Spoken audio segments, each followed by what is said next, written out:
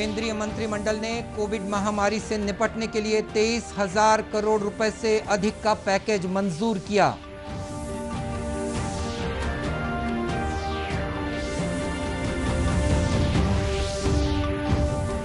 कृषि उपज विपणन समितियों को सशक्त बनाने के लिए कृषि बुनियादी ढांचा कोष से 1 लाख करोड़ रुपए उपयोग करने की भी मंजूरी।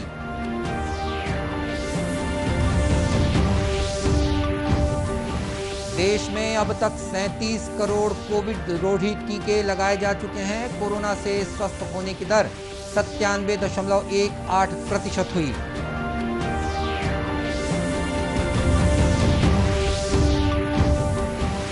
और छत्तीसगढ़ में मिशन मोड में कोदो, कुटकी और रागी के उत्पादन को दिया जाएगा बढ़ावा।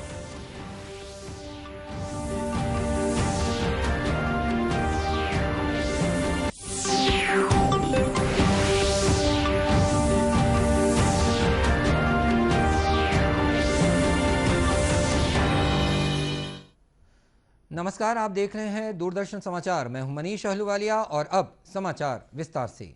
प्रधानमंत्री नरेंद्र मोदी ने कहा है कि कोविड महामारी से निपटने के लिए 23,000 करोड़ रुपए से अधिक के नए पैकेज को मंजूरी दी गई है। श्री मोदी ने ट्वीट में कहा कि इस पैकेज से देश के सभी जिलों में बाल चिकित्सा इकाई से लेकर आईसीयू बेड, ऑक्सीजन भंडारण, एम्बुलेंस और दवाओं जैसी आवश्यक वस्तुओं की व्यवस्था की जाएगी। उन्होंने ये भी कहा कि कल हुई कैबिनेट की बैठक में कृषि और किसान कल्याण के बारे में महत्वपूर्ण फैसले लिए गए हैं। उन्होंने कहा कि मंडियों को सशक्त बनाने के लिए कृषि बुनियादी ढांचा कोष के उपयोग की भी व्यवस्था की गई है। केंद्रीय मंत्रिमंडल ने कल वित्तीय वर्ष 2021-22 के लिए 23,123 करोड़ रुपए की एक नई योजना भारत कोविड-19 आपात प्रतिक्रिया और स्वास्थ्य प्रणाली तैयारी पैकेज चरण 2 को स्वीकृति दे दी है। कल शाम नई दिल्ली में कैबिनेट बैठक के बाद केंद्रीय स्वास्थ्य मंत्री मनसुख मांडविया ने बताया कि इस योजना का लक्ष्य स्वास्थ्य प्रणाली में तेजी लाना है ताकि उसे वायरस का शीघ्र पता लगाने और उसका फैलाव रोकने और उस पर नियंत्रण करने के लिए तत्काल उपाय करने में सक्षम बनाया जा सके। इसमें बच्चों की देखभाल के उपाय भी शामिल किए गए हैं ताकि इस दिशा में ठोस परिणाम हासिल किए जा सकें। इस कार्यक्रम में केंद्र और राज्यों की हिस्सेदारी होगी। देश में भविष्य में ऑक्सीजन की क्राइसिस ना खड़ी हो, उसके लिए क्या करना चाहिए, सभी स्टेट के साथ विस्तार से कंसल्टेशन हुआ। क्रिटिकल मेडिसिन की कोई किल्लत ना हो, उसके लिए भी व्यवस्था भविष्य के लिए बनाने के लिए, और भविष्य में बच्चों में कोविड का फैलावा हो तो उसके सामने हम कैसी व्यवस्था करें, एक कुल मिला के ये सारे विषय को जोड़ के ये पैकेज बनाया गया है। केंद्रीय मंत्रिमंडल ने कृषि बुनियादी ढांचा कोष के अंतर्गत वित्त पोषण सुविधा की केंद्रीय क्षेत्र योजना में संशोधन को भी मंजूरी प्रदान कर दी है।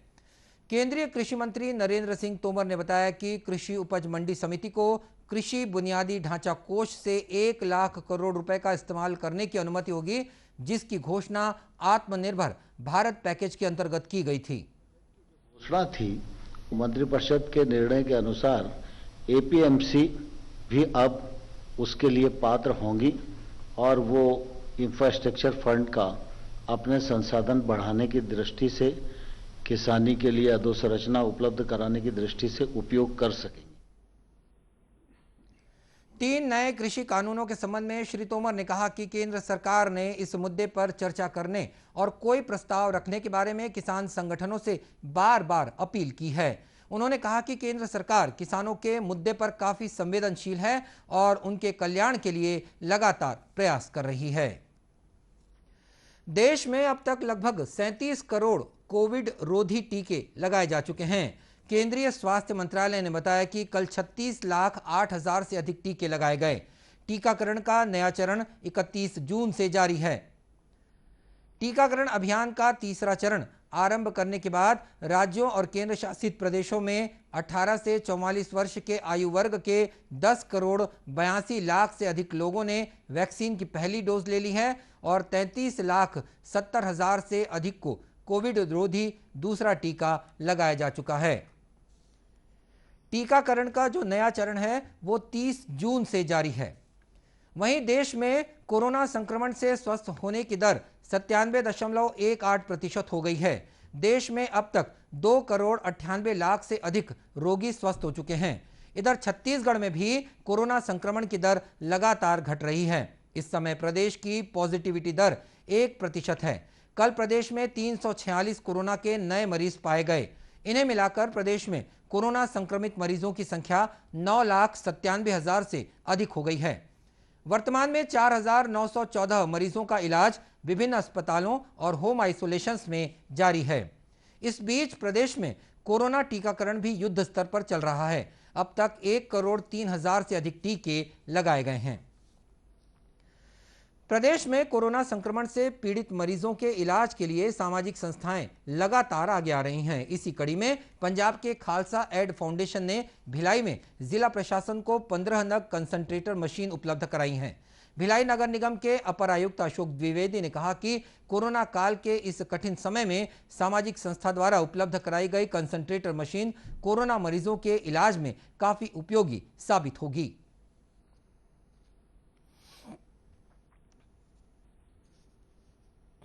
इस तरीके से सहयोग बढ़ चढ़ के लोग कर रहे हैं। चंडीगढ़ से खालसा एड फाउंडेशन है, उन्होंने कल ही करीब 15 कंसंट्रेटर ऑक्सीजन कंसंट्रेटर दिया है, जो कल आदरणीय विधायक जी, कलेक्टर साहब और एसपी साहब की मौजूदगी में उन्होंने उसको दिया है।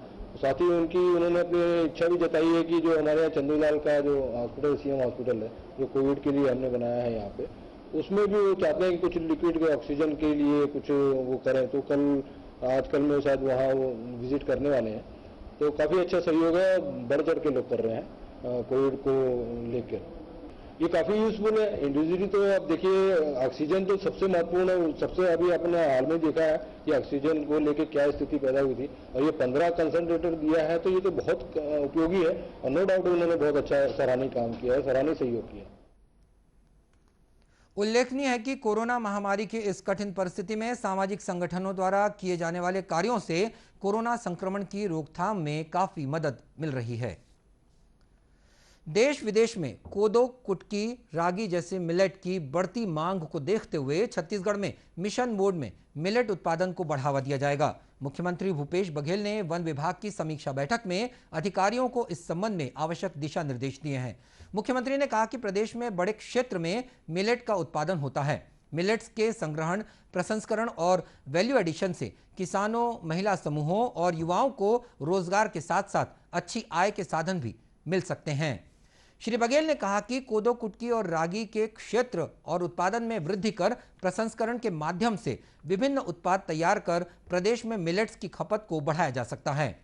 कांकेर, कोंडागांव, नारायणपुर, जगदलपुर, दंतेवाड़ा और सुकमा सहित राजनांदगांव, कवर्धा, बेमेतरा और सरगुजा के कुछ क्षेत्रों में मिलेट्स का उत्पादन होता है। उन्होंने मिलेट्स का उत्पादन बढ़ाने के लिए चुनिंदा विकास खंडों में क्लस्टर चिन्हित कर उन्नत खेती को प्रोत्साहित करने को भी कहा है। मुख्यमंत्री ने यह भी कहा कि मिलेट्स की मार्केटिंग व्यवस्था और गांव में छोटी छोटी प्रसंस्करण इकाइयां लगाई जाएं। उल्लेखनीय है कि प्रदेश में समर्थन मूल्य पर कोदो, कुटकी की खरीदी का निर्णय राज्य सरकार ने लिया है। नवा रायपुर अटल नगर में बसाहट बढ़ाने के लिए अब होटल्स, अस्पताल, कॉलेजेस, सिविक सेंटर और ट्रांसपोर्ट हब जैसी विभिन्न सुविधाएं विकसित करने रियायती दर पर भूखंडों का आवंटन किया जाएगा। मुख्यमंत्री भूपेश बघेल की अध्यक्षता में आयोजित आवास और पर्यावरण विभाग की समीक्षा बैठक में अधिकारियों ने ये जानकारी दी। अधिकारियों ने बताया कि नवा रायपुर अटल नगर विकास प्राधिकरण द्वारा शासन को 689 करोड़ रुपए की कीमत की 2732 एकड़ भूमि का आवंटन किया गया है। सेक्टर 18 के 25 एकड़ क्षेत्र में 1000 बिस्तरों वाला अस्पताल और सेक्टर 28 में स्नातक महाविद्यालय का निर्माण किया जाएगा। इसी तरह उच्च स्तरीय आवासीय अंग्रेजी माध्यम विद्यालय और सेक्टर 25 में हाट बाजार विकसित किया जाएगा। इसके अलावा नवा रायपुर के लेयर 1 में स्थित 10 गांव में ग्राम विकास योजना संबंधी कार्य भी किए जाएंगे। रायपुर विकास प्राधिकरण की समीक्षा के दौरान बताया गया कि कमल विहार के 14 सेक्टरों के कार्य पूर्ण करने के किए जा चुके हैं। शेष 5 सेक्टरों का कार्य भी आगामी दिसंबर तक पूरा करने का लक्ष्य रखा गया है। छत्तीसगढ़ गृह निर्माण मंडल के अधिकारियों ने बताया कि व्यावसायिक और आवासीय भवनों के फ्री होल्ड करने की योजना के तहत अब तक 11,937 संपत्तियों को फ्री होल्ड किया गया है। बस्तर संभाग मुख्यालय जगदलपुर में स्थापित लाला जगदलपुरी ग्रंथालय इन दिनों युवाओं को अपनी ओर आकर्षित कर रहा है। इस ग्रंथालय में ई लाइब्रेरी की सुविधा उपलब्ध है, साथ ही वाईफाई नेटवर्क और कंप्यूटर उपलब्ध कराए गए हैं। प्रतियोगी परीक्षाओं की तैयारी कर रहे युवा इस लाइब्रेरी का उपयोग कर रहे हैं। बस्तर कलेक्टर रजत बंसल ने बताया कि ई लाइब्रेरी का बेहतर उपयोग किया जा रहा है। आने वाले समय में स्थानीय भाषा में भी वीडियो उपलब्ध कराए जाएंगे।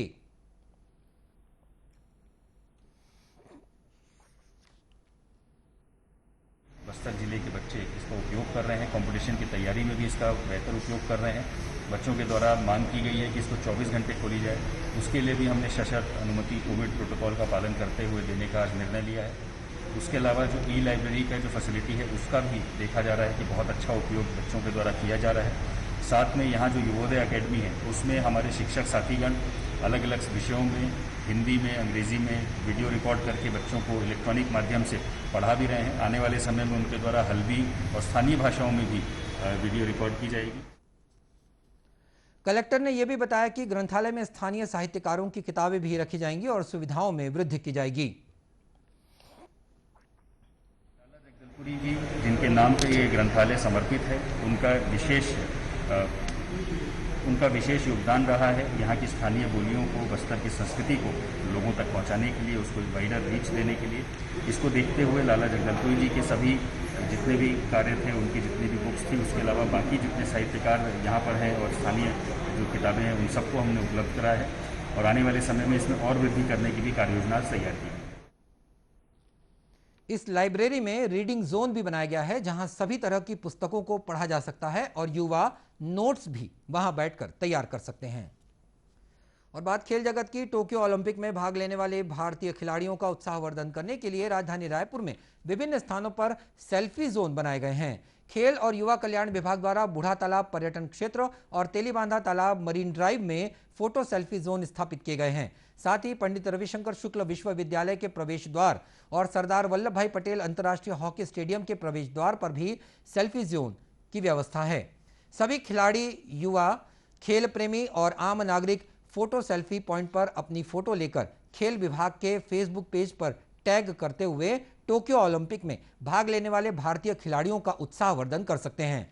भारतीय ओलंपिक संघ और भारतीय खेल प्राधिकरण द्वारा रोड टू टोक्यो 2020 क्विज का ऑनलाइन आयोजन भी किया जा रहा है। लिंक के माध्यम से प्रतिभागी इसमें भाग ले सकते हैं।